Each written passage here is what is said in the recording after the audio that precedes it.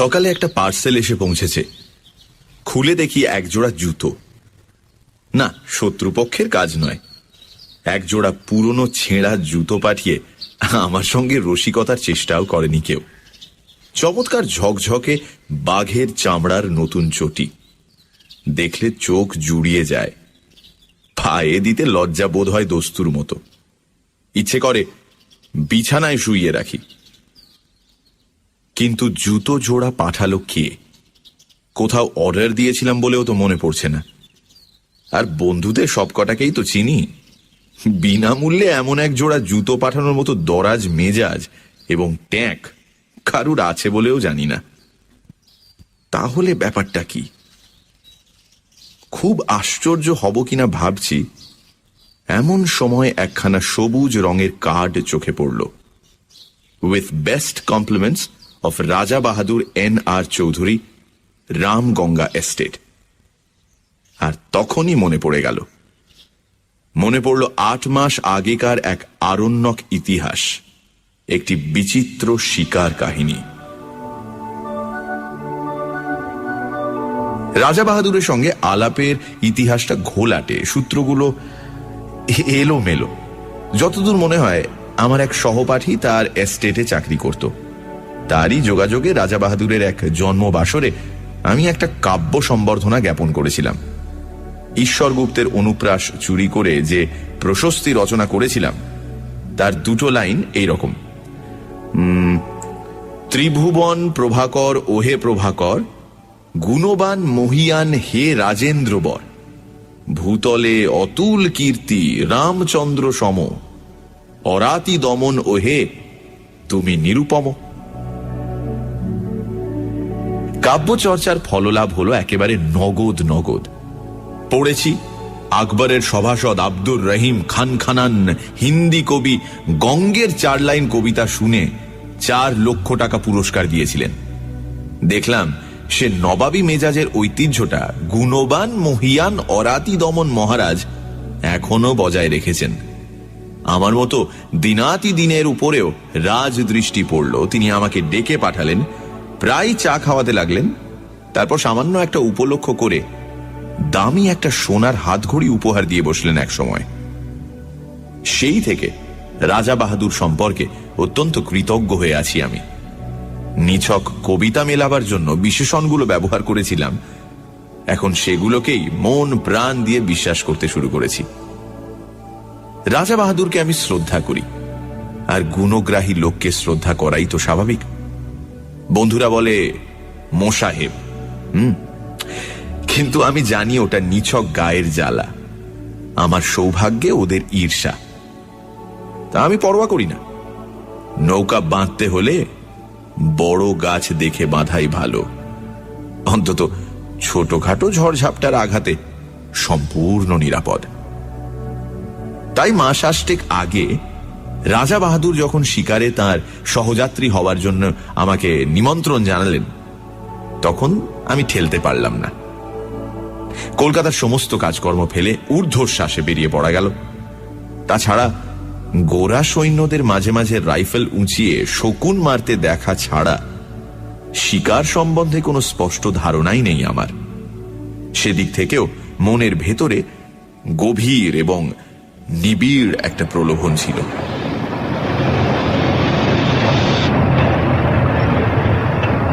জঙ্গলের ভেতরে ছোট একটা রেল লাইনে আরো ছোট একটা স্টেশনে গাড়ি থামল। নামবার সঙ্গে সঙ্গে সোনালি তকমা আঁটা ঝকঝকে পোশাক পরা আরদালি এসে সেলাম দিল আমাকে। বললে, হুজুর চলুন।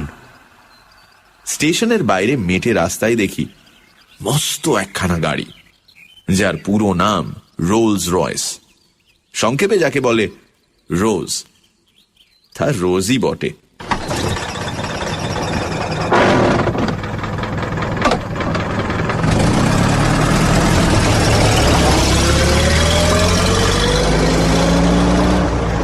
মাটিতে চললো না রাজহাঁসের মতো হাওয়ায় ভেসে গেল সেটা ঠিক ঠাহর করে উঠতে পারলাম না। চামড়ার খটখটে গদি নয়, লাল মখমলের কুশন। হেলান দিতে সংকোচ হয়, পাছে মাথার সস্তা নারকেল তেলের দাগ ধরে যায়। আর বসবার সঙ্গে সঙ্গেই মনে হয় সমস্ত পৃথিবীটা নিচের মাটির ডেলার মতো গুঁড়িয়ে যাক, আমি এখানে সুখে এবং নিশ্চিন্তে ঘুমিয়ে পড়তে পারি। হাঁসের মতো ভেসে চলল রোজ, মেটে রাস্তায় চলেছে, অথচ এতটুকু ঝাঁকুনি নেই। ইচ্ছে হলো একেবারে ঘাড় বার করে দেখি গাড়িটা ঠিক মাটি দিয়েই চলেছে না দুহাত ওপর দিয়ে উড়ে চলেছে ওর চাকাগুলো। পথের দুপাশে তখন নতুন একটা জগতের ছবি, সবুজ শালবনের আড়ালে আড়ালে চা বাগানের বিস্তার, চকচকে উজ্জ্বল পাতার শান্ত শ্যামল সমুদ্র, দূরে আকাশের গায়ে কালো পাহাড়ের রেখা। ক্রমশ চা বাগান শেষ হয়ে এলো, পথের দুপাশে ঘন হয়ে দেখা দিতে লাগলো অবিচ্ছিন্ন শালবন। একজন আরদালি জানালো, হুজুর, ফরেস্ট এসে পড়েছি। ফরেস্টই বটে। পথের ওপর থেকে সূর্যের আলো সরে গেছে, এখন শুধু শান্ত আর বিষণ্ণ ছায়া। রাত্রির শিশির এখনো ভিজিয়ে রেখেছে পথটাকে।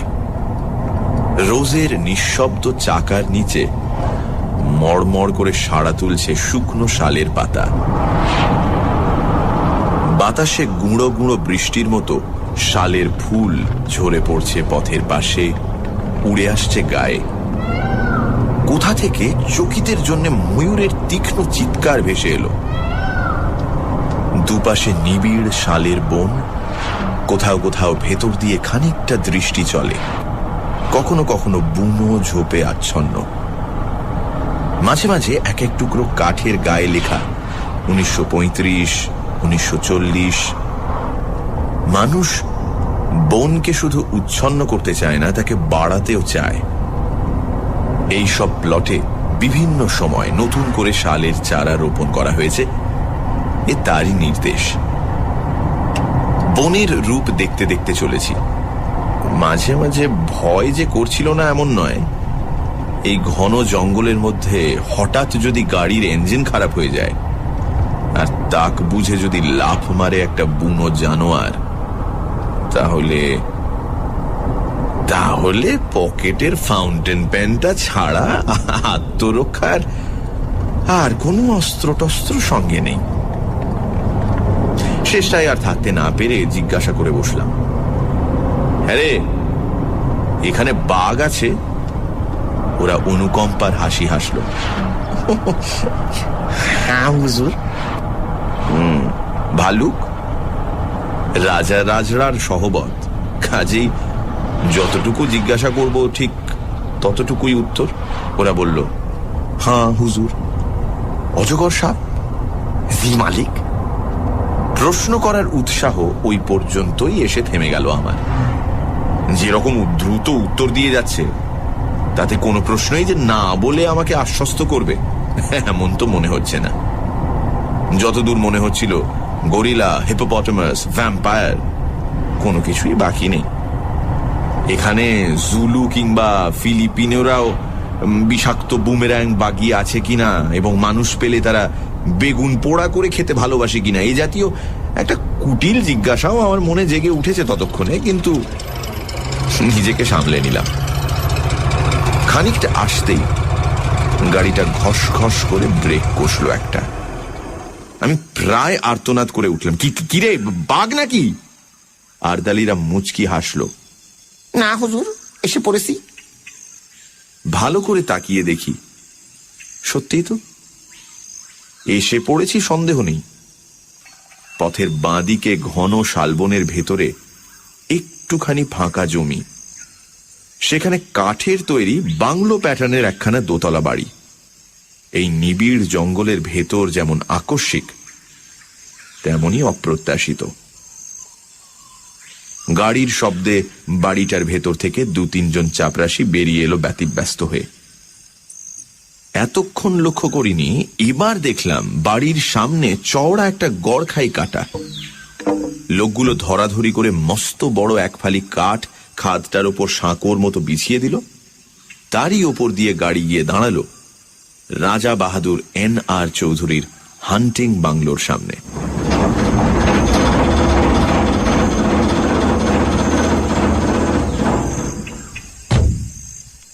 আরে আরে কি সৌভাগ্য, রাজা বাহাদুর স্বয়ং এসে বারান্দায় দাঁড়িয়েছেন আমার অপেক্ষায়। একগাল হেসে বললেন, আসুন আসুন, আপনার জন্য আমি এখনো চা পর্যন্ত খাইনি। শ্রদ্ধায় আর বিনয়ে আমার মাথা নিচু হয়ে গেল। মুখে কথা জোগালো না, শুধু বেকুবের মতো কৃতার্থের হাসি হাসলাম একগাল। রাজা বাহাদুর বললেন, এত কষ্ট করে আপনি যে আসবেন সে ভাবতেই পারিনি, বড় আনন্দ হলো। চলুন চলুন, ওপরে চলুন। এত গুণ না থাকলে কি আর রাজা হয়? একেই বলে রাজোচিত বিনয়। রাজা বাহাদুর বললেন, আগে স্নান করে রিফ্রেশড হয়ে আসুন, টি ইজ গেটিং রেডি। বয়, সাহেব কো গোসলখানে में ले जाओ। 40 বছরের দাড়িওয়ালা বয়, নিঃসন্দেহে বাঙালি, তবু হিন্দি করে হুকুমটা দিলেন রাজা বাহাদুর, কারণ ওটাই রাজকীয় দস্তুর। বয় আমাকে গোসলখানায় নিয়ে গেল। আশ্চর্য, এই জঙ্গলের ভেতরও এত নিখুঁত আয়োজন। এমন একটা বাথরুমে জীবনে আমি স্নান করিনি।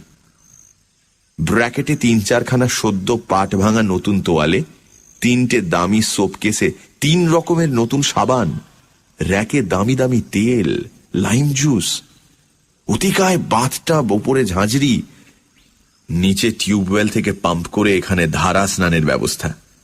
একেবারে রাজকীয় কারবার। কে বলবে এটা কলকাতার গ্র্যান্ড হোটেল নয়?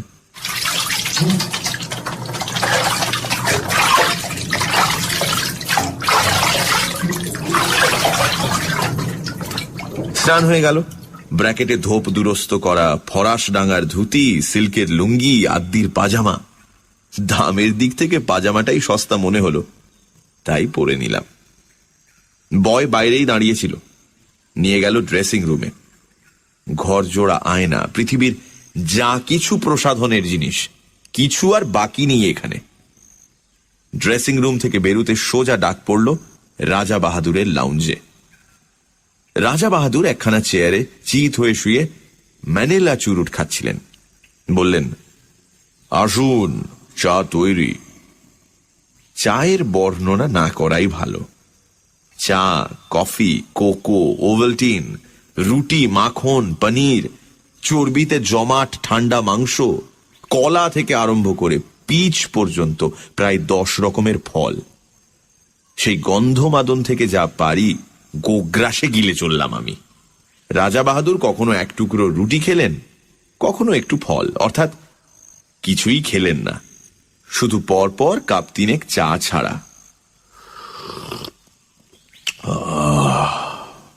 তারপর আরেকটা চুরুট ধরিয়ে বললেন, একবার জানলা দিয়ে চেয়ে দেখুন। দেখলাম। প্রকৃতির এমন অপূর্ব রূপ জীবনে আর দেখিনি। ঠিক জানলার নিচেই মাটিটা খাড়া 300-400 ফুট নেমে গেছে। বাড়িটা যেন ঝুলে আছে সেই রাক্ষসের শূন্যতার উপর। তলায় দেখা যাচ্ছে ঘন জঙ্গল, তার মাঝ দিয়ে পাহাড়ি নদীর একটা সংকীর্ণ নীলোজ্জ্বল রেখা। যতদূর দেখা যায় বিস্তীর্ণ অরণ্য চলেছে প্রসারিত হয়ে, তার সীমান্তে নীল পাহাড়ের প্রহরা। আমার মুখ দিয়ে বেরুল, চমৎকার। রাজা বাহাদুর বললেন, রাইট, আপনারা কবি মানুষ, আপনাদের তো ভালো লাগবেই। আমারই মাঝে মাঝে কবিতা লিখতে ইচ্ছে করে মশাই, কিন্তু নিচের ওই যে জঙ্গলটি দেখতে পাচ্ছেন, ওটি বড় সুবিধের জায়গা নয়। টেরাইয়ের ওয়ান অফ দি ফিয়ার্সেস্ট ফরেস্টস, একেবারে প্রাগ ঐতিহাসিক হিংস্রতার রাজত্ব। আমি সভয়ে জঙ্গলটার দিকে তাকালাম। ওয়ান অফ দ্য ফিয়ার্সেস্ট, কিন্তু ভয় পাওয়ার মতো কিছু তো দেখতে পাচ্ছি না। 400 ফুট নিচে ওই অতিকায় জঙ্গলটাকে একটা নিরবচ্ছিন্ন বেঁটে গাছের ঝোপ বলে মনে হচ্ছে। নদীর রেখাটাকে দেখাচ্ছে উজ্জ্বল একখানা পাতার মতো।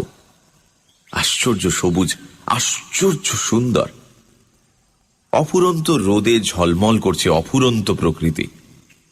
পাহাড়টা যেন গাঢ় নীল রং দিয়ে আঁকা। মনে হয় উপর থেকে ঝাঁপ দিয়ে পড়লে ওই স্তব্ধ গম্ভীর অরণ্য যেন আদর করে বুকে টেনে নেবে, রাশি রাশি পাতার একটা নরম বিছানার উপর। অথচ আমি বললাম, ওখানেই শিকার করবেন নাকি? খেপেছেন, নামবো কি করে? দেখছেন তো পেছনে 400 ফুট খাড়া পাহাড়। আজ পর্যন্ত ওখানে কোনো শিকারীর বন্দুক গিয়ে পৌঁছয়নি। তবে হ্যাঁ, ঠিক শিকার করি না বটে, আমি মাঝে মাঝে মাছ ধরি ওখান থেকে। মাছ ধরেন? আমি হাঁ করলাম। মাছ ধরেন কি রকম? ওই নদী থেকে নাকি? সেটা ক্রমশ প্রকাশ্য, দরকার হলে পরে দেখতে পাবেন।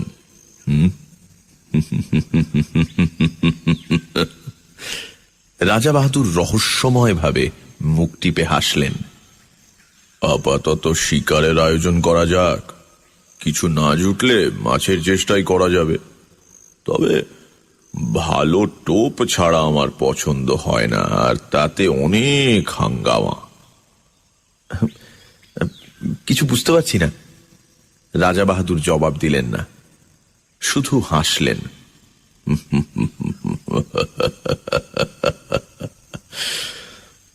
তারপর ম্যানিলা চুরুটের খানিকটা সুগন্ধি ধোঁয়া ছড়িয়ে বললেন, আপনি রাইফেল ছুঁড়তে জানেন? বুঝলাম কথাটি চাপা দিতে চাইছেন। সঙ্গে সঙ্গে জিহ্বাকে দমন করে ফেললাম। এর পরে আর কিছু জিজ্ঞেস করাটা সঙ্গত হবে না, শোভনও নয়। সেটা কোর্ট ম্যানারের বিরোধী। রাজা বাহাদুর আবার বললেন, রাইফেল ছুঁড়তে পারেন? বললাম, ছেলেবেলায় এয়ারগান ছুঁড়েছি। রাজা বাহাদুর হেসে উঠলেন। তা বটে, আপনারা কবি মানুষ, ওসব অস্ত্র শস্ত্রের ব্যাপার আপনাদের মানায় না। আমি অবশ্য 12 বছর বয়সেই রাইফেল হাতে তুলে নিয়েছিলাম। আপনি চেষ্টা করে দেখুন না, কিছু শক্ত ব্যাপার নয়। উঠে দাঁড়ালেন রাজা বাহাদুর, ঘরের একদিকে এগিয়ে গেলেন। তাকে অনুসরণ করে আমি দেখলাম এ শুধু লাউঞ্জ নয়, রীতিমতো একটা ন্যাচারাল মিউজিয়াম এবং অস্ত্রাগার। খাওয়ার টেবিলেই নিমগ্ন ছিলাম বলে এতক্ষণ দেখতে পাইনি, নইলে এর আগেই চোখে পড়া উচিত ছিল। চারিদিকে সারি সারি নানা আকারের আগ্নেয়াস্ত্র, গোটা চারেক রাইফেল, ছোট বড় নানা রকম চেহারা। একটা হুকের সঙ্গে খাপে আঁটা একজোড়া রিভলভার ঝুলছে। তার পাশেই ঝুলছে খোলা একখানা লম্বা শেফিল্ডের তলোয়ার। সূর্যের আলোর মতো তার ফলার নিষ্কলঙ্ক রং। মোটা চামড়ার বেল্টে ঝকঝকে পেতলের কার্তুজ, রাইফেলের, রিভলভারের। জরিদার খাপে খানতিনেক নেপালি ভোজালি, আর দেয়ালের গায়ে হরিণের মাথা, ভালুকের মুখ, নানা রকমের চামড়া, বাঘের, সাপের, হরিণের, গো সাপের। একটা টেবিলে অতিকায় হাতির মাথা, দুটো বড় বড় দাঁত এগিয়ে আছে সামনের দিকে। বুঝলাম এরা রাজা বাহাদুরের বীর কীর্তির নিদর্শন।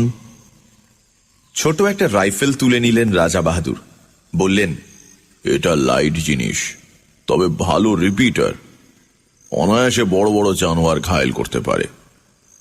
আমার কাছে অবশ্য সবই সমান, লাইট রিপিটার যা, হাউইৎজা কামানো তাই। তবু সৌজন্য রক্ষার জন্য বলতে হলো, বাহ, তবে তো চমৎকার জিনিস। রাজা বাহাদুর রাইফেলটা বাড়িয়ে দিলেন আমার দিকে। তাহলে চেষ্টা করুন, লোড করাই আছে, ছুড়ুন ওই জানলা দিয়ে। আমি সভয়ে 3 পা পিছিয়ে গেলাম। জীবনে বেকুবি অনেক করেছি, কিন্তু তার পরিমাণটা আর বাড়াতে প্রস্তুত নই। যুদ্ধ ফেরত এক বন্ধুর মুখে তার রাইফেল ছোঁড়ার প্রথম অভিজ্ঞতা শুনেছিলাম। পড়ে গিয়ে পা ভেঙে নাকি তাকে 1 মাস বিছানায় শুয়ে থাকতে হয়েছিল। নিজেকে যতদূর জানি, আমার ফাঁড়া শুধু পা ভাঙার ওপর দিয়েই কাটবে বলে মনে হয় না। বললাম, ওটা এখন থাক, পরে হবে না হয়। রাজা বাহাদুর মৃদু কৌতুকের হাসি হাসলেন, বললেন, এখন ভয় পাচ্ছেন, কিন্তু একবার ধরতে শিখলে আর ছাড়তে চাইবেন না। হাতে থাকলে বুঝবেন কত বড় শক্তিমান আপনি। You can easily face all the rascals off. হঠাৎ তার চোখ ঝকঝক করে উঠল, মৃদু হাসিটা মিলিয়ে গিয়ে শক্ত হয়ে উঠল মুখের পেশিগুলো। And a rival. মুহূর্তে বুকের রক্ত হিম হয়ে গেল আমার। রাজা বাহাদুরের দু চোখে বন্য হিংসা। রাইফেলটা এমন শক্ত মুঠিতে বাগিয়ে ধরেছেন যেন সামনে কাউকে গুলি করবার জন্য তৈরি হচ্ছেন তিনি। উত্তেজনার ঝোঁকে আমাকেই যদি লক্ষ্য ভেদ করে বসেন, তাহলে আতঙ্কে দেওয়ালে ঠেস দিয়ে দাঁড়িয়ে গেলাম আমি। কিন্তু ততক্ষণে মেঘ কেটে গেছে। রাজা রাজড়ার মেজাজ। রাজা বাহাদুর হাসলেন। ওয়েল, পরে আপনাকে তালিম দেওয়া যাবে। সবই তো রয়েছে, যেটা খুশি আপনি ট্রাই করতে পারেন। চলুন এখন বারান্দায় গিয়ে বসা যাক। Let's have some energy. প্রাতরাশেই প্রায় বিন্ধ্য পর্বত উদরসাৎ করা হয়েছে, আর কি হলে এনার্জি সঞ্চিত হবে বোঝা শক্ত। কিন্তু কথাটা বলেই রাজা বাহাদুর বাইরের বারান্দার দিকে পা বাড়িয়েছেন, সুতরাং আমাকেও পিছু নিতে হলো। বাইরের বারান্দায় বেতের চেয়ার, বেতের টেবিল। এখানে ঢোকবার পর এমন সব বিচিত্র রকমের আসরে বসছি যে আমি প্রায় নার্ভাস হয়ে উঠেছি। তবু যেন বেতের চেয়ারে বসতে পেয়ে খানিকটা সহজ অন্তরঙ্গতা অনুভব করা গেল। এটা অন্তত চেনা জিনিস। আর বসবার সঙ্গে সঙ্গে বোঝা গেল এনার্জি কথাটার আসল তাৎপর্য কি। বেয়ারা তৈরি ছিল, ট্রেতে করে একটি ফেনিল ও গ্লাস সামনে এনে রাখল। অ্যালকোহলের উগ্র গন্ধ ছড়িয়ে গেল বাতাসে। রাজা বাহাদুর স্মিত হাস্যে বললেন, চলবে? সবিনয়ে জানালাম, না। তবে বিয়ার আনবে? একেবারে মেয়েদের ড্রিঙ্ক। নেশা হবে না? না থাক, অভ্যেস নেই কোনোদিন। গুড কন্ডাক্টর প্রাইজ পাওয়া ছেলে। রাজা বাহাদুরের সুরে অনুকম্পার আভাস। আমি কিন্তু 14 বছরের বয়সেই প্রথম ড্রিঙ্ক ধরি। রাজা রাজরার ব্যাপার সবই অলৌকিক। জন্মাবার সঙ্গে সঙ্গে কেউটের বাচ্চা, সুতরাং মন্তব্য অনাবশ্যক। ট্রে বারবার যাতায়াত করতে লাগলো।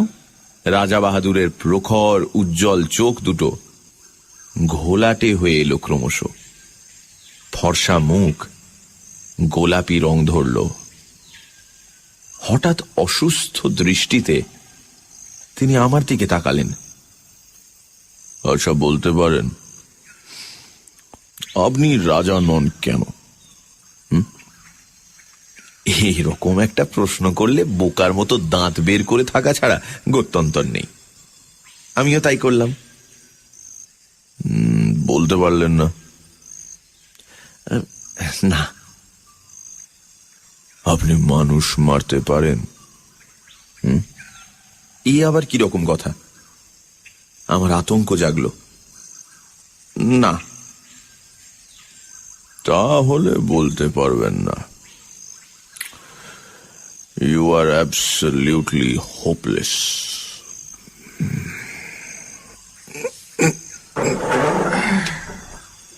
উঠে দাঁড়িয়ে ঘরের দিকে পা বাড়ালেন রাজা বাহাদুর। বলে গেলেন, I pity you, I pity you. বুঝলাম নেশাটা চড়েছে। আমি আর কথা বাড়ালাম না, চুপ করে বসে রইলাম সেখানেই। খানিক পরেই ঘরের ভেতরে নাক ডাকার শব্দ।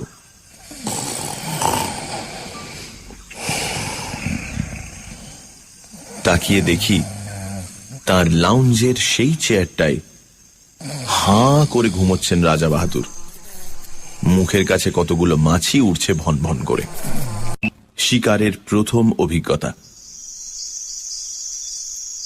জঙ্গলের ভেতর বসে আছি মোটরে। দুটো তীব্র হেডলাইটের আলো পড়েছে সামনের সংকীর্ণ পথে আর দুধারের শালবনে। ওই আলোর রেখার বাইরে অবশিষ্ট জঙ্গলটায় যেন প্রেতপুরীর জমাট অন্ধকার। রাত্রির তমসায় আদিম হিংসা সজাগ হয়ে উঠেছে চারিদিকে। অনুভব করছি সমস্ত স্নায়ু দিয়ে এখানে হাতির পাল ঘুরছে দূরের কোনো পাহাড়ের পাথর গুঁড়িয়ে গুঁড়িয়ে। ঝোপের ভেতরে অজগর প্রতীক্ষা করে আছে অসতর্ক শিকারের আশায়। আসন্ন বিপদের সম্ভাবনায় উৎকর্ণ হয়ে আছে হরিণের পাল। আর কোনো একটা খাদের ভেতরে জলজল করছে ক্ষুধার্ত বাঘের চোখ। কালো রাত্রিতে জেগে আছে কালো অরণ্যের প্রাথমিক জীবন। রোমাঞ্চিত ভীত প্রতীক্ষায় চুপ করে বসে আছি মোটরের মধ্যে। কিন্তু হিংসার রাজত্ব শালবন ডুবে আছে একটা আশ্চর্য স্তব্ধতায়। শুধু কানের কাছে অবিশ্রান্ত মশার গুঞ্জন ছাড়া আর কোনো শব্দ নেই। মাঝে মাঝে অল্প বাতাস দিচ্ছে। শালের পাতায় উঠেছে এক একটা মৃদু মর্মর। আর কখনো ডাকছে বনমূর্তি। ঘুমের মধ্যে পাখা ঝাপটাচ্ছে ময়ূর। মনে হচ্ছে এই গভীর ভয়ঙ্কর অরণ্যের প্রাণীগুলো যেন নিঃশ্বাস বন্ধ করে একটা নিশ্চিত কোনো মুহূর্তের প্রতীক্ষা করে আছে। আমরাও প্রতীক্ষা করে আছি। মোটরের মধ্যে নিঃসাড় হয়ে বসে আছি আমরা। একটি কথাও বলবার উপায় নেই।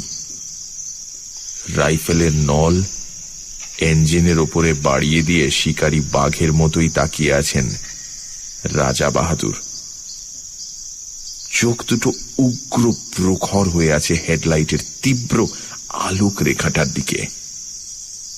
একটা জানোয়ার ওই রেখাটা পেরুবার দুঃসাহস করলেই রাইফেল গর্জন করে উঠবে। কিন্তু জঙ্গলের সেই আশ্চর্য স্তব্ধতা। অরণ্য যেন আজ রাত্রে বিশ্রাম করছে। একটি রাত্রের জন্য ক্লান্ত হয়ে জানোয়ারগুলো ঘুমিয়ে পড়েছে খাদের ভেতরে, ঝোপের আড়ালে। কেটে চলেছে মন্থর সময়। রাজা বাহাদুরের হাতের রেডিয়াম ডায়াল ঘড়িটা একটা সবুজ চোখের মতো জ্বলছে। রাত 1:30 পেরিয়ে গেছে। ক্রমশ উসখুস করছেন উৎকীর্ণ রাজা বাহাদুর। না, হোপলেস, আজ আর পাওয়া যাবে না। বহু দূর থেকে একটা তীক্ষ্ণ গম্ভীর শব্দ, হাতির ডাক। ময়ূরের পাখা ঝাপটানি চলছে মাঝে মাঝে। এক ফাঁকে একটা পেঁচা চেঁচিয়ে উঠল। রাত্রি ঘোষণা করে গেল শেয়ালের দল। কিন্তু কোথায় বাঘ, কোথায় বা ভালুক? অন্ধকার বনের মধ্যে দ্রুত কতকগুলো ছুটন্ত খুরের আওয়াজ। পালিয়ে গেল হরিণের পাল। কিন্তু কোনো ছায়া পড়ছে না আলোকবৃত্তের ভেতরে। মশার কামড় যেন অসহ্য হয়ে উঠেছে। বৃথাই গেল রাতটা। রাজা বাহাদুরের কণ্ঠস্বরে পৃথিবীর সমস্ত বিরক্তি ভেঙে পড়ল। ডেভিলস লাক। সিটের পাশ থেকে একটা ফ্লাস্ক তুলে নিয়ে ঢক ঢক করে ঢাললেন গলাতে। ছড়িয়ে পড়ল হুইস্কির কটু গন্ধ। Thank heavens. রাজা বাহাদুর হঠাৎ নড়ে বসলেন চকিত হয়ে। নক্ষত্র বেগে হাতটা চলে গেল রাইফেলের ট্রিগারে। শিকার এসে পড়েছে। আমিও দেখলাম বহু দূর থেকে আলোর রেখাটার ভেতর কি একটা জানোয়ার দাঁড়িয়ে আছে স্থির হয়ে। এমন একটা জোরালো আলো চোখে পড়াতে কেমন দিশেহারা হয়ে গেছে, তাকিয়ে আছে এই দিকে। দুটো জোনাকির বিন্দুর মতো চিকচিক করছে তার চোখ। ড্যাম! রাইফেল থেকে হাত সরিয়ে নিলেন রাজা বাহাদুর, কিন্তু পর মুহূর্তে চাপা উত্তেজিত গলায় বললেন, থাক, আজ ছুঁচোই মারব। দুম করে রাইফেল গর্জন করে উঠল। কানে তালা ধরে গেল আমার। বারুদের গন্ধে বিস্বাদ হয়ে উঠল নাসারন্ধ্র। অব্যর্থ লক্ষ্য রাজা বাহাদুরের। পড়েছে জানোয়ারটা। ড্রাইভার বললে, তুলে আনবো হুজুর? বিকৃত মুখে রাজা বাহাদুর বললেন, কি হবে? গাড়ি ঘোরাও।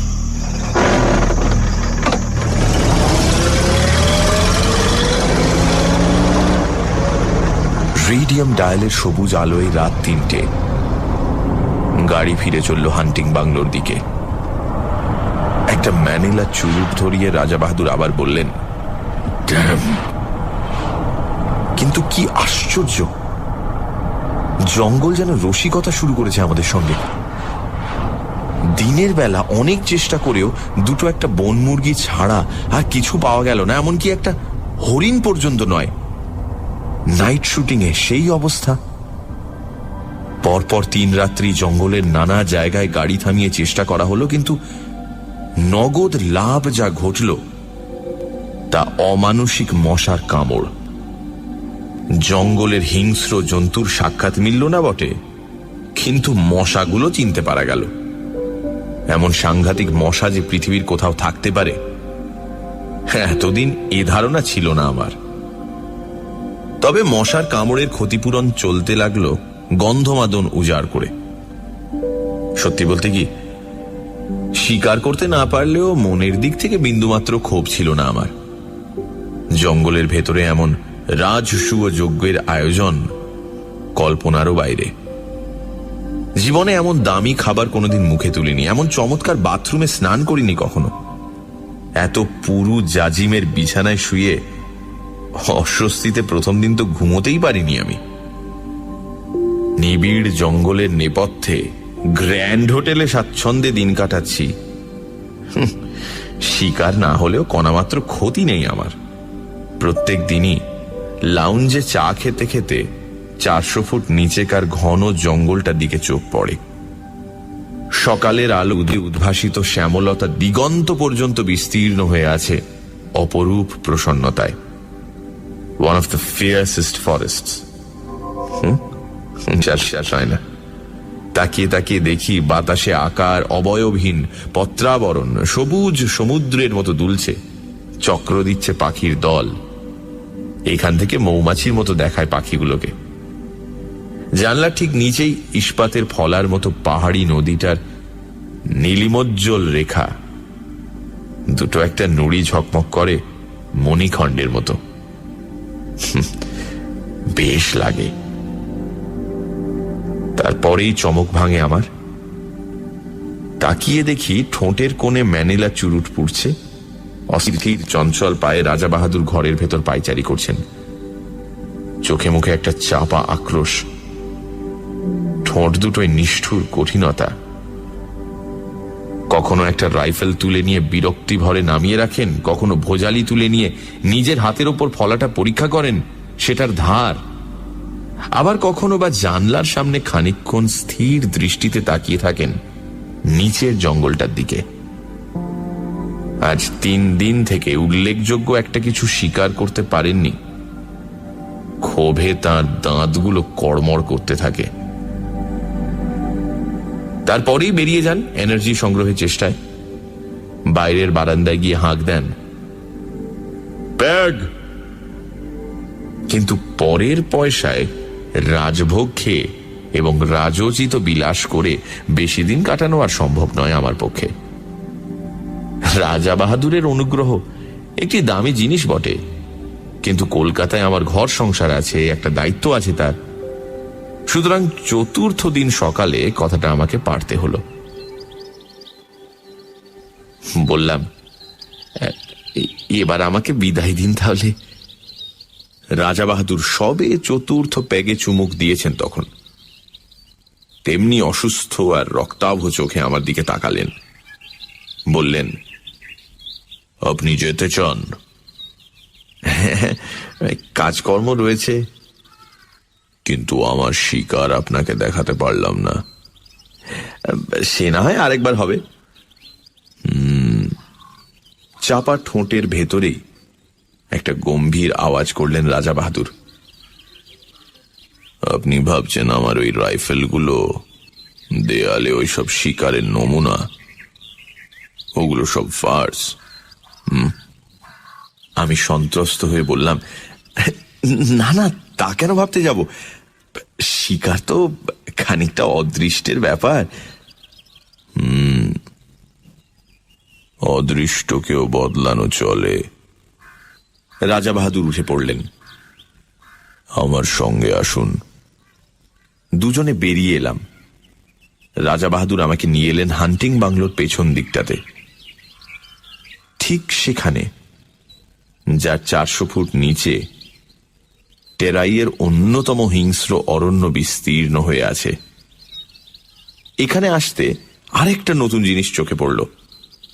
দেখি কাঠের একটা রেলিং দেওয়া সাঁকোর মতন জিনিস সেই সীমাহীন শূন্যতার ওপরে প্রায় 15-16 হাত প্রসারিত হয়ে আছে। তার পাশে দুটো বড় বড় কাঠের চাকা, তাদের সঙ্গে দুজোড়া মোটা কাছি জড়ানো। ব্যাপারটা কি ঠিক বুঝতে পারলাম না। আসুন। রাজা বাহাদুর সেই ঝুলন্ত সাঁকোটার উপর গিয়ে দাঁড়ালেন। আমিও গেলাম তার পেছন পেছন। একটা আশ্চর্য বন্দোবস্ত। ঠিক সাঁকোটার নিচেই পাহাড়ি নদীটার রেখা, নুড়ি মেশানো সংকীর্ণ বালু তট তার দুপাশে, তাছাড়া জঙ্গল আর জঙ্গল। নিচে তাকাতে আমার মাথা ঘুরে গেল। রাজা বাহাদুর বললেন, জানেন এসব কি? না। আমার মাছ ধরবার বন্দোবস্ত। এর কাজ খুব গোপনে, নানা হাঙ্গামা আছে, কিন্তু অব্যর্থ। ঠিক বুঝতে পারছি না। আজ রাত্রেই বুঝতে পারবেন। শিকার দেখাতে আপনাকে ডেকে এনেছি। নতুন একটা শিকার দেখাবো, কিন্তু কোনো দিন এর কথা কারো কাছে প্রকাশ করতে পারবেন না। কিছু না বুঝেই মাথা নাড়লাম। না। তাহলে আজ রাতটা অবধি থাকুন, কাল সকালেই আপনার গাড়ির ব্যবস্থা করব। রাজা বাহাদুর আবার হান্টিং বাংলোর সম্মুখের দিকে এগোলেন। কাল সকালের পর এমনিতেই আপনারা আর এখানে থাকা চলবে না। একটা কাঠের সাঁকো, দুটো কপিকলের মতো জিনিস, মাছ ধরার ব্যবস্থা। কাউকে বলা যাবে না এবং কাল সকালেই চলে যেতে হবে। সবটা মিলিয়ে যেন রহস্যের খাস মহল একেবারে। আমার কেমন এলোমেলো লাগতে লাগলো সমস্ত। কিন্তু ভালো করে জিজ্ঞাসা করতে পারলাম না। রাজা বাহাদুরকে বেশি প্রশ্ন করতে কেমন অস্বস্তি লাগে আমার। অনধিকার চর্চা মনে হয়। বাংলোর সামনে 3-4টে ছোট ছোট নোংরা ছেলে মেয়ে খেলা করে বেড়াচ্ছে। হিন্দুস্তানি কিপারটা এওয়ারি সম্পত্তি। কিপারটাকে সকালে রাজা বাহাদুর শহরে পাঠিয়েছেন। কিছু দরকারি জিনিসপত্র কিনে কাল সে ফিরবে। ভারী ভারী বিশ্বাসী আর অনুগত লোক। মাতৃহীন ছেলে মেয়েগুলো সারা দিন হুটোপাটি করে ডাকবাংলোর সামনে। রাজা বাহাদুর বেশ অনুগ্রহের চোখে দেখেন ওদের। দোতলার জানলা থেকে পয়সা, রুটি কিংবা বিস্কুট ছুঁড়ে দেন। নিচে ওরা সেগুলো নিয়ে কুকুরের মতো লোফালুফি করে। রাজা বাহাদুর তাকিয়ে তাকিয়ে দেখেন সকৌতুকে। আজও ছেলে মেয়েগুলো হুল্লোড় করে তার চারিপাশে এসে ঘিরে দাঁড়ালো। বললে, হুজুর সেলাম। রাজা বাহাদুর পকেটে হাত দিয়ে কতগুলো পয়সা ছড়িয়ে দিলেন ওদের ভেতরে। হরির লুঠের মতো কাড়াকাড়ি পড়ে গেল। বেশ ছেলে মেয়েগুলি, 2 থেকে 8 বছর পর্যন্ত বয়স। আমার ভারী ভালো লাগে ওদের। আরণ্যক জগতের শাল শিশুদের মতো সতেজ আর জীবন্ত প্রকৃতির ভেতর থেকে প্রাণ আহরণ করে যেন বড় হয়ে উঠেছে। সন্ধ্যায় ডিনার টেবিলে বসে আমি বললাম, আজ রাত্রে মাছ ধরবার কথা আছে আপনার। চোখের কোণা দিয়ে আমার দিকে তাকালেন রাজা বাহাদুর। লক্ষ্য করেছি আজ সমস্ত দিন বড় বেশি মদ খাচ্ছেন আর ক্রমাগত চুরুট টেনে চলেছেন। ভালো করে আমার সঙ্গে কথা পর্যন্ত বলেননি। ভেতরে ভেতরে কিছু একটা ঘটে চলেছে তাঁর। রাজা বাহাদুর সংক্ষেপে বললেন, আমি সসংকোচে জিজ্ঞাসা করলাম, কখন হবে? এক মুখ ম্যানিলা চুরুটের ধোঁয়া ছড়িয়ে তিনি জবাব দিলেন, সময় হলে ডেকে পাঠাবো। এখন আপনি গিয়ে শুয়ে পড়ুন, স্বচ্ছন্দে কয়েক ঘন্টা ঘুমিয়ে নিতে পারেন। শেষ কথাটা পরিষ্কার আদেশের মতো শোনালো। বুঝলাম আমি বেশিক্ষণ আর তার সঙ্গে কথা বলি এ তিনি চান না। তাড়াতাড়ি শুয়ে পড়তে বলাটা অতিথি পরায়ণ গৃহস্থের অনুনয় নয়, রাজার নির্দেশ, এবং সে নির্দেশ পালন করতে বিলম্ব না করাই ভালো। কিন্তু অতি নরম জাজিমের বিছানায় শুয়েও ঘুম আসছে না। মাথার ভিতর আবর্তিত হচ্ছে অসংলগ্ন চিন্তা। মাছ ধরা, কাঠের সাঁকো, কপিকল, অত্যন্ত গোপনীয়, অতলস্য। তারপর এপাশ ওপাশ করতে করতে কখন যে চৈতন্য আচ্ছন্ন হয়ে এলো তা আমি নিজেই টের পাইনি। মুখের উপর ঝাঁঝালো একটা টর্চের আলো পড়তে আমি ধড়মড় করে উঠে পড়লাম। রাত তখন কটা ঠিক জানি না। আরণ্যক পরিবেশে নির্জনতা আবির্ভূত। বাইরে শুধু তীব্র কণ্ঠ ঝিঁঝির ডাক। আমার গায়ে বরফের মতো ঠান্ডা একটা হাত পড়েছে কার। সে হাতের স্পর্শে পা থেকে মাথা পর্যন্ত শিউরে গেল আমার। রাজা বাহাদুর বললেন, সময় হয়েছে, চলুন। আমি কি বলতে যাচ্ছিলাম, ঠোঁটে আঙুল দিলেন রাজা বাহাদুর। কোনো কথা নয়, আসুন।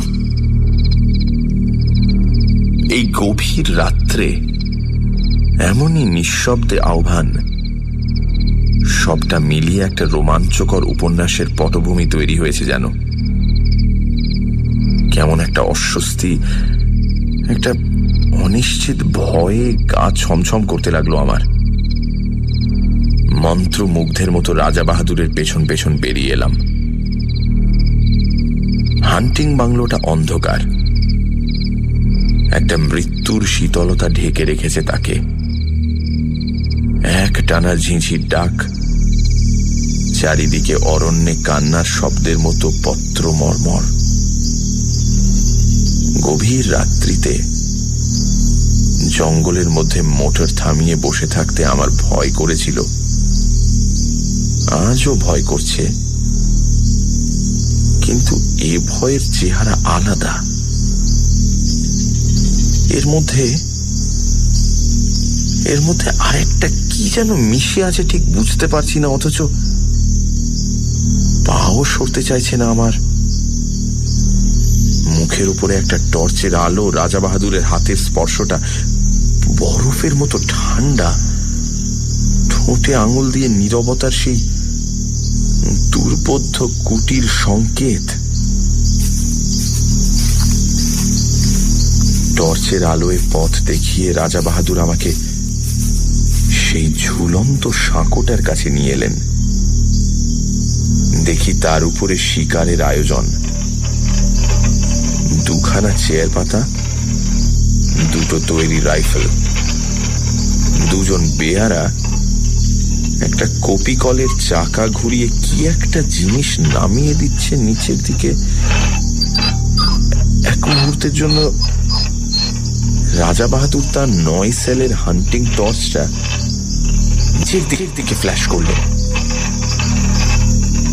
প্রায় 250 ফুট নিচে সাদা পুটলির মতো কি একটা জিনিস কপি কলের দড়ির সঙ্গে নেমে যাচ্ছে দ্রুত বেগে। আমি বললাম, ওটা কি রাজা বাহাদুর? মাছের টোপ। কিন্তু এখনো কিছু বুঝতে পারছি না। একটু পরে বুঝবেন, এখন চুপ করুন। এবারে স্পষ্ট ধমক দিলেন আমাকে। মুখ দিয়ে ভক ভক করে হুইস্কির তীব্র গন্ধ বেরোচ্ছে। রাজা বাহাদুর প্রকৃতিস্থ নেই, আর কিছুই বুঝতে পারছি না আমি। আমার মাথার ভেতর সব যেন গন্ডগোল হয়ে গেছে। একটা দুর্বোধ্য নাটকের নির্বাক দ্রষ্টার মতো রাজা বাহাদুরের পাশের চেয়ারটাতে আসন নিলাম আমি। ওদিকে ঘন কালো বনান্তের উপর ভাঙা চাঁদ দেখা দিল। তার খানিকটা ম্লান আলো এসে পড়ল 400 ফুট নিচের নদীর জলে, তার ছড়ানো মণিখণ্ডের মতো নুড়িগুলোর উপরে। আবছাভাবে যেন দেখতে পাচ্ছি কপিকলের দড়ির সঙ্গে বাঁধা সাদা পুঁটলিটা অল্প অল্প নড়ছে বালির উপরে। এক হাতে রাজা বাহাদুর রাইফেলটা বাগিয়ে ধরে আছেন, আরেক হাতে মাঝে মাঝে আলো ফেলছেন নিচের পুঁটলিটায়। চকিত আলোয় যেটুকু মনে হচ্ছে পুঁটলিটা যেন জীবন্ত, অথচ কি জিনিস কিছু বুঝতে পারছি না। এ নাকি মাছের টোপ? কিন্তু কি এ মাছ? আর এই কিসের টোপ? আবার সেই স্তব্ধতার প্রতীক্ষা। মুহূর্ত কাটছে, মিনিট কাটছে, ঘন্টা কাটছে। রাজা বাহাদুরের টর্চের আলো বারে বারে পিছলে পড়ছে নিচের দিকে। দিগন্ত প্রসার হিংস্র অরণ্য ভাঙা ভাঙা জ্যোৎস্নায় দেখাচ্ছে তরঙ্গিত একটা সমুদ্রের মতো। নিচের নদীটা ঝকঝক করছে যেন একখানা খাপ খোলা তলোয়ার। অবাক বিস্ময়ে আমি বসে আছি। মিনিট কাটছে, ঘন্টা কাটছে, টোপ ফেলে মাছ ধরছেন রাজা বাহাদুর, অথচ সব ধোঁয়াটে লাগছে আমার। কান পেতে শুনছি ঝিঝির ডাক, দূরে হাতির গর্জন, শালপাতার মর্মর। এ প্রতীক্ষার তত্ত্ব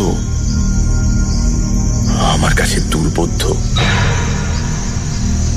শুধু হুইস্কি আর ম্যানিলা চুরুটের গন্ধ এসে লাগছে আমার। মিনিট কাটছে, ঘন্টা কাটছে, রেডিয়াম ডায়াল ঘড়ির কাঁটা চলেছে ঘুরে।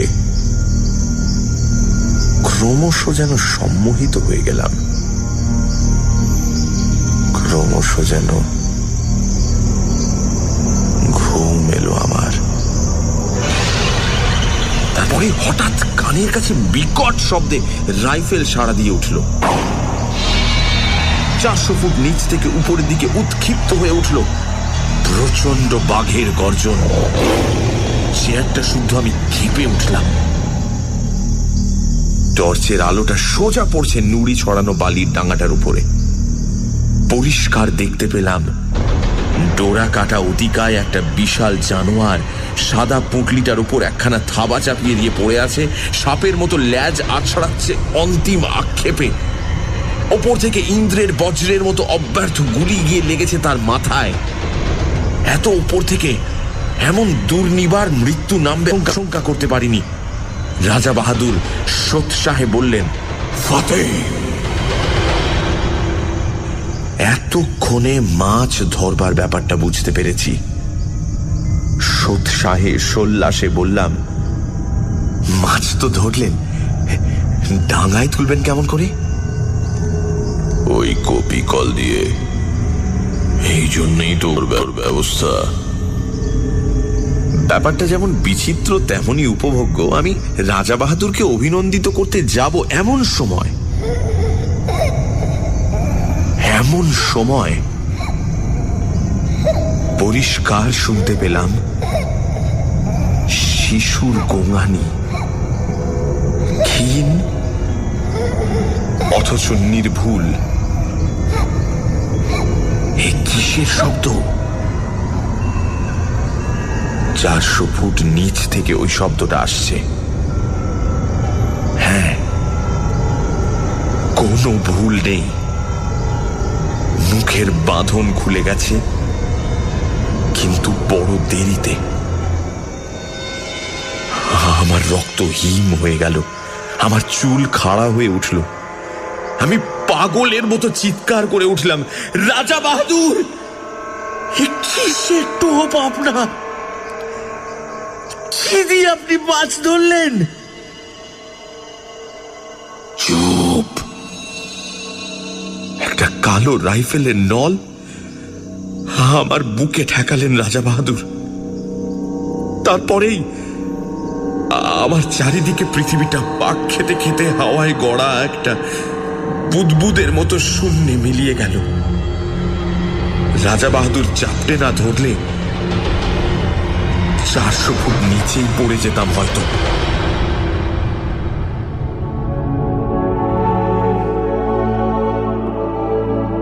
কিপারের একটা বেওয়ারিশ ছেলে যদি জঙ্গলে হারিয়ে গিয়ে থাকে তা অস্বাভাবিক নয়, তাতে কারো ক্ষতি নেই। কিন্তু প্রকাণ্ড রয়্যাল বেঙ্গল মেরেছিলেন রাজা বাহাদুর লোককে ডেকে দেখানোর মতো। তাই 8 মাস পরে এই চমৎকার চটি জোড়া উপহার এসেছে। 8 মাস আগেকার সে রাত্রি এখন স্বপ্ন হয়ে যাওয়াই ভালো। কিন্তু এই চটি জোড়া অতি মনোরম বাস্তব। পায়ে দিয়ে একবার হেঁটে দেখলাম, যেমন নরম তেমনি আরাম।